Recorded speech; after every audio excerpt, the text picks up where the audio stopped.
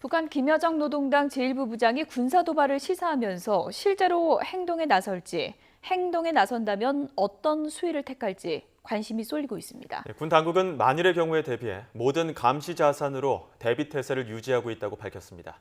김문경 기자가 보도합니다. 1단계로 남북 연락망을 차단한 북한은 2단계 조치로 개성공동연락사무소 폭파카드를 내밀었습니다. 마지막 단계는 9.19 군사합의 파기입니다. 지난 4일 북한 김여정 제1부부장이 거론한 단계별 조치를 순차적으로 실행에 옮기는 것으로 분석됩니다. 죄값을 정확히 계산하기 위한 단계별 대적사업 계획들을 심의하고 우선 먼저 북남 사이의 모든 통신 연락선들을 완전 차단해버릴 데 대한 지시를 내렸다.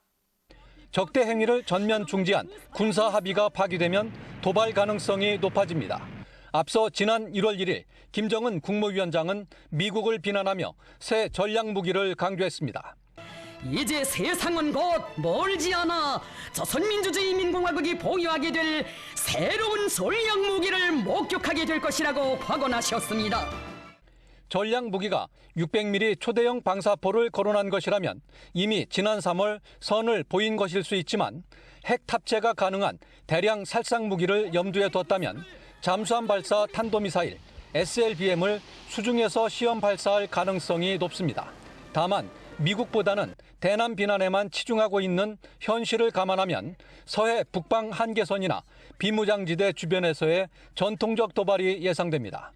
LLL 해상 적대행위 금지 구역에서 포사격 훈련을 재개하거나 철수지 피해 경계 초소를 추진 배치하는 등 남북 군사합의 파기를 위한 군사 도발을 먼저 할 것으로 보여집니다. 군 당국은 아직 북한의 특이 동향은 없지만 만일의 경우에 대비해 대북 감시 태세를 강화했다고 밝혔습니다. 다만 북한의 이례적 군사행동 예고가 실제 도발보다는 내부 주민 결속을 목표로 했거나 남남 갈등을 겨냥한 것일 수도 있다는 분석도 나옵니다. YTN 김문경입니다.